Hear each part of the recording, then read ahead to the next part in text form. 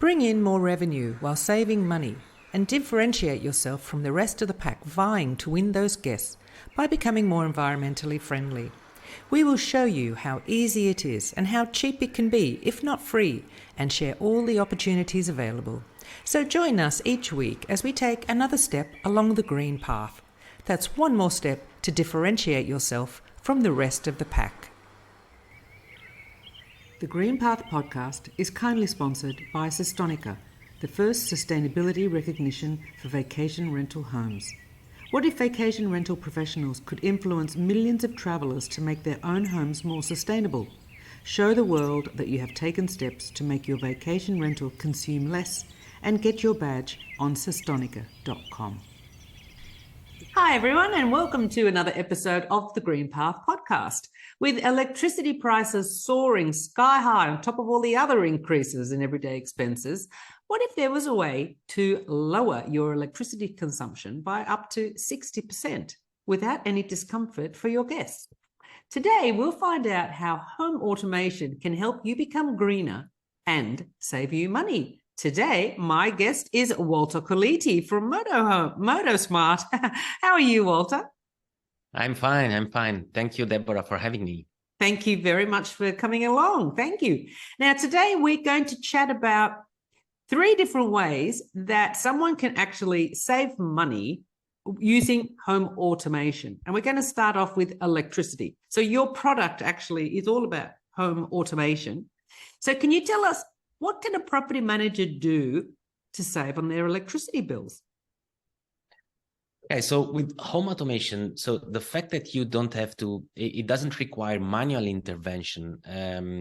So the major problem in vacation rentals is that most of the times the guests don't pay the bills, and so they tend to not to feel responsible about that. It's all included, and so people sometimes they do it on purpose, sometimes they just because they forget. So they keep the air conditioning, the heating and cooling always on, and even when they leave the property. And so that's a huge waste of energy. It's not required, it's not needed, especially with the air conditioning systems nowadays. So when you are back to the property in 5-10 minutes is you get the comfort temperature. And so with home automation, so like we use presence detection, and so the system knows when the people are at home or not. So when they leave the heating and cooling on and they leave the property, so the air conditioning gets shut down automatically, or the temperature is modulated. So that you can keep the comfort temperature, but without using the very high or very low temperatures that the guests always tend to use. This is what many people do. So like they, if it's winter, so they use 30 degrees, the maximum that you can, or if it's summertime, then they use like 17 or 16. So thinking that you get immediately the comfort temperature faster. Yeah. So what we do is also we limit the temperature, so the air conditioning is not abused, and the energy, the electricity, the whole system is also not put under pressure for days and days. Yeah. And so that's the reduction of CO2 emissions is important, because we are talking about vacation rentals. The typical use case is that people don't spend much time at home, especially like in holiday seasons. And so when say I'm in Mallorca, for example, so people come here for spending their holiday in summertime. So they typically go out, they go to the beach, and so it's not required. So we talk about saving of hours and hours of air conditioning. Yeah, you usually want to come home to something cool. And hence you leave it on all day, so you can walk in to a cool place.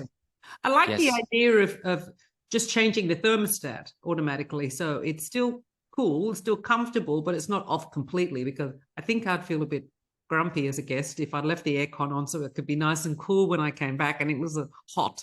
But I like that. True. Change the thermostat. It's true. Yeah, those also. In fact, so we are also actually thinking about, because we have been speaking to guests as well, and sometimes they do complain, but we are also thinking about giving them the opportunity to switch on the air conditioning before before getting back home.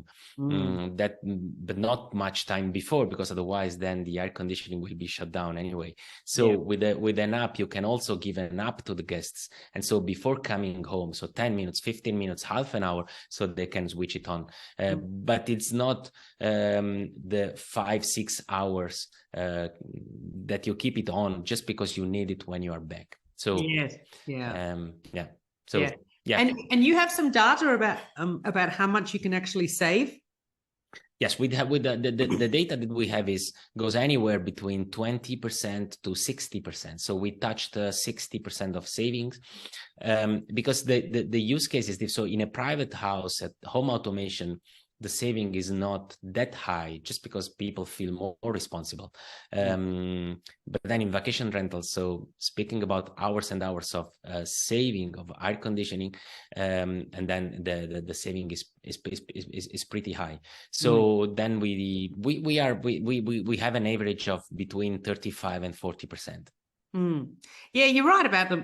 Guests are usually out most of the day, so it is really pointless having the aircon and heating running all day when no one's home. Does your device? I think that there are other devices that I've interviewed before, but does your device also monitor windows? Like, what's the point of having the aircon on if the window is open? Yes, we do. Actually, we recently, a few weeks ago, we announced the addition of the window sensor, window and door sensor. We didn't have it before, but the market wants it, so we have been asked for that. And so the reason why this device is important is because with presence detection, you solve the use case in which the guests are not at home in the property.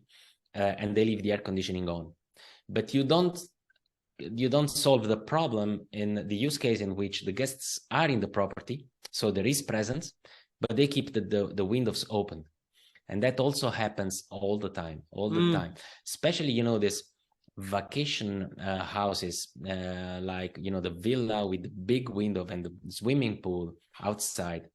So the air conditioning is on all the time, minimum temperature in summertime, minimum temperature, and it's the window open. So you can imagine this big window open, so the waste is enormous. And so with the addition of a window sensor there, so you kind of force the guests to keep the air conditioning, to keep the window closed if they want to have the air conditioning on, because otherwise when they open the window, the air conditioning shuts down. And so with our estimation is that with the addition of a window sensor, you add a 20 to 30% saving to the overall saving. So basically it pays. If you're going to automate your home in terms of the heating and aircon, check the windows and doors and the sensor, and that will sort of, as a package deal, to excuse me, to block the windows and doors and the sensor, it's going to save you a good chunk of money. It's going to save you a good chunk of money. Yes. My recommendation is always to start from presence detection. It saves more. In my opinion, it's from our results, from our studies. So the presence detection, the fact that the guests leave the air conditioning on and they leave the property has much higher impact on the energy bills than the windows open. So my recommendation is always to start with presence detection and then to add the window sensors. So with this, of course, let's say the automation will be complete with both sensors. Yes. Yeah. And what about lights? Is that also sort of tied in, or can you tie in lights in terms of using the presence detection? If there's no one there, it actually turns any lights that have been left on off? You can. Yeah, sure. We also did it in the past. It was an addition to our product, but we suspended and so we put it in standby for a while. Also during pandemics, we had to also readjust a bit our product and our business. And so we decided to keep it in standby, but just for the reason that the problem is not so as strong as the as big as the air conditioning. But so yes, you can use the presence sensors the same way you use the air conditioning to automate lights. So when they leave the property after a couple of minutes, whatever, 10 minutes, 15, whatever you want, then the lights are shut down. We might have to do a cost benefit analysis of paying for a detector to turn off the lights where people leave, or just buying energy efficient bulbs. So this is also one of the reasons why we didn't give it priority. We wanted to focus more on the air conditioning, but just because nowadays with LED lighting, it's not so expensive as it used to be. But on the contrary, air conditioning is still very expensive. Even new systems, which are more efficient, of course, than the ones in the past. But the problem is still there. The energy bills are still very high due to the energy, due to the air conditioning, but not really high due to the lights. True. And it is just simply a waste. You know, if something's being cooled or heated with no one in there, it is waste. It's money down the drain. Yes, that's true. Yes. And so also with this home automation devices, you can also set thermostats on and off remotely, correct? Sure. The property manager. So we have an app for the property manager, and they can switch on and off remotely, but they can also program automatic switching on and off at a certain time. Especially the switch on is needed when you want to switch on the air conditioning a little before check-in time. So say 15 minutes before check-in, then automatically the air conditioning will be on. So then the guests will find the comfort temperature when they arrive. So yes, you can do it remotely, you can do it automatically, yes. Yeah. So basically this is an operational saving. So it saves someone actually having to drive, probably parking costs as well. In Sydney, there'd be parking costs.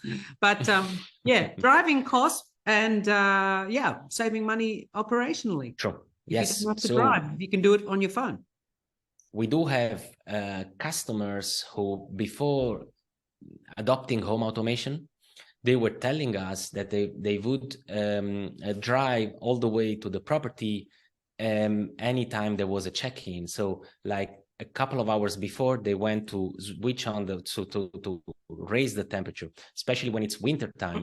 And it's not like air conditioning, and you have the typical heating system, the gas-based heating systems, meaning that so you cannot heat the property in a couple of minutes like with air conditioning a small apartment.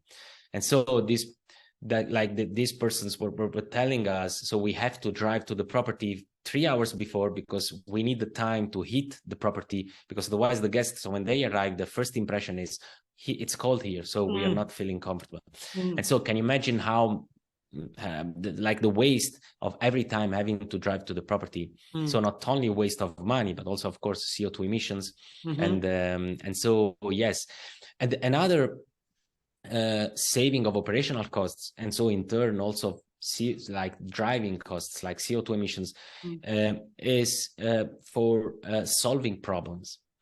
Because often, this is also something that we know from our customers, is that there are problems coming from the fact that often guests have problems with the traditional remote controls. I don't know if that happened to you, but to me it does happen. So like sometimes TV, I don't bother. I don't watch TV. It takes me 4 years to try and figure out the remote. remote controls of the air conditioning. So sometimes these are relatively old ones, and so you have the icons are not always recognizable. It's and many people make confusion between like heat, cool, or ventilation. And so plenty of times, and we know this for sure, so we have data, plenty of times property managers have to drive all the way to the property because the guests say the air conditioning doesn't work. They go there, but it's actually they didn't really understand how to work, how the remote control works. And so they go there, so huge cost for the property manager, time and money, and CO2 emissions, of course. So having remote control, so you also save like you also have the resolution of these problems, which are not actually problems, just because there is confusion, but you can keep everything under control from remote. Yeah, so that's actually a very, very good point, because back in the day, I remember I had a guest get in touch. The air conditioning's not working.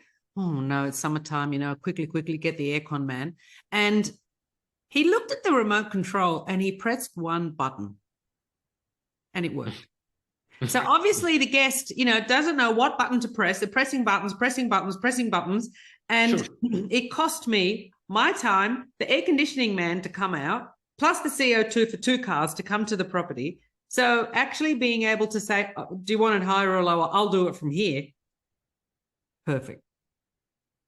Yeah. Exactly. Yes. So that's in fact, we didn't really know about this problem, but when we did our market research, so we were thinking about the saving thanks to the presence detection, but then we understood that there are other problems related to the air conditioning, which are more operational problems, and so that's why then we built some functionalities for saving operational costs to the property managers. And in turn, of course, we also save CO2 emissions. This could be a little bit controversial, but the idea is, when you go into an office building or into a shop, the temperature is at a certain point and you don't think, oh, it's so hot in here, or, oh, it's freezing in here. I mean, maybe sometimes it happens, but surely there must be a temperature that's comfortable. Someone's not going to go, it's too cold, it's too hot. And I wonder if you even need to have the remote out, if it's at a constant, perfect temperature. And then you say to the guest, if you want it a bit warmer or a bit cooler, just let me know, send a text and I'll do something. But if there is a perfect temperature for a human being to be at, then, that could alleviate a lot of problems with remotes. Anyway, that's a bit controversial. No, yes, but no, I agree with that. We did something in that, to solve that problem. So when we built the device, so this device doesn't leave much flexibility to the guests, like to do operations. So they can only switch on and off, and they can change the temperature, but the temperature is limited. So if the property manager wants, it can limit the temperature and fix it to to a certain value, and they cannot change it. So as you were mentioning, and in fact, the guests cannot even change cool and heat. So the cool and heat is changed remotely, and this is also this is still to avoid confusion, because sometimes they make confusion between cool and heat. So smart home devices also allows to do what you were mentioning. So to keep a certain temperature, to keep only cool or heat depending on the season where you're in, and so the guests only have to switch on and off, which I find it good for the property manager, but also good for the guests. So this is quality of service, but of course they have to understand it. They don't have to see this as a limitation. Sometimes they do see it as a limitation. That's why I guess you say it's controversial. Because people say, why don't you let me, I want it up to 30 degrees. Control. Yeah, exactly. Why don't you let me control? But often when you have freedom, then you mess it up. So that's the problem. And then then you lose the comfort. Yeah. And then you pay the price. I agree with you. Yeah. Yes. And the other thing that we were talking about earlier about saving in terms of operational costs is smart locks. Now, the meet and greet, if there's a smart lock, and then again, it saves you a trip out to the property. So you're saving your petrol and emissions right there, and time. And the thing is that I'm very, very much pro face-to-face meet and greet. However, there is a way to do that. I mean, you can always say, once you're in the building, once you're in the apartment or house, whatever, call me on WhatsApp, have a video call and see face-to-face, explain to them what's what, walk around the property with them on the phone. There are ways to establish a sort of face-to-face connection. It doesn't have to be that you're standing there in person. It can be WhatsApp. It can be, Skype, something like that. FaceTime even. There's so many choices in terms of video calls. So again, it's another way to save time and money for the property manager. Sure, the same. Yes, we talk about here again operational costs, Yeah. and then of course you save a lot of CO2 emissions. Yeah. Of course we have to like get rid of that view of the fact that everything should be done in real time, so that the guests should be there with the property manager there or the property owner. But as you say, we can do it remotely, but we can also do it asynchronously. I think now we are in the moving towards an asynchronous world. So in the sense that, so like work is done remotely. We like chat in real time doesn't really work anymore. So you do it offline. So you like the way we do in our company. So we have this culture of we don't do everything in real time. So I record a video that somebody else can look at it at his own time or her own time. And so because maybe they are busy at the moment in which I want to talk to them. And this can also be adopted in vacation rental. So asynchronous meaning like you record the video, you leave it there, the guests can see it, they can record the video themselves, send it to you. And so because maybe at the time in which they want to talk to you, you are busy, the property manager. And so, yes, so we can do it remotely, we can do it asynchronous. There are solutions to solve the problem. So basically, in a nutshell, everyone should look at home automations if they want to save money and be greener, of course, be greener and save money. This is the way to do it, a very easy way to do it. There are many companies out there. And just to let everyone know, if they follow the Techsplain series, that we'll be doing a Modo Smart Techsplain episode very soon, so we can learn more about your product. Yes. Anything else that we haven't touched on about how people can save money and be greener using home automation that you can think of, or any other tips? We haven't talked about the quality of service and the fact that in my opinion, what I have seen in a couple of years on the market is that property managers still, many property managers, not all of them, but many still struggle to understand that home automation is not only energy saving, is also going green, but it's also quality of service for the guests, because the guests want it. And when you provide quality of service to the guests, there is even more improvement than the direct reduction on the energy bill. I'm talking about in terms of business, like you improve the business even more, because when your guests are happy, then of course the business goes better. And so, and the same is for adopting green technology, so home automation to go green. So if you market your property as a green property because you adopted home automation, then you get a return on investment just because you are responding to a demand from the market. So then I think it's a mindset that I see that it's not yet there among property managers, that they just want to see the immediate reduction on the energy bills. So the question that I always get is, how much do I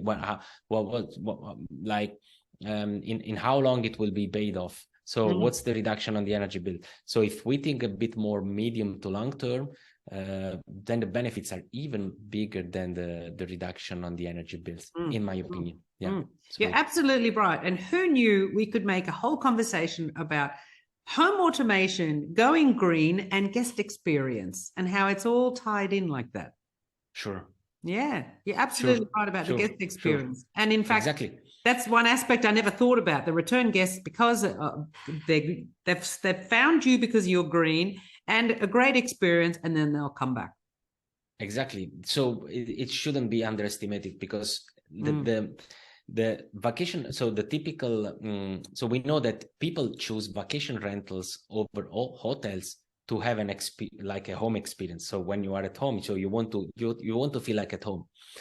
But smart home technologies nowadays are mainstream. So especially here in Europe, we are a little bit behind, but US, Australia, I guess, of course, is also, with the explosion of Amazon Echo, Google Home. So these technologies, voice technology.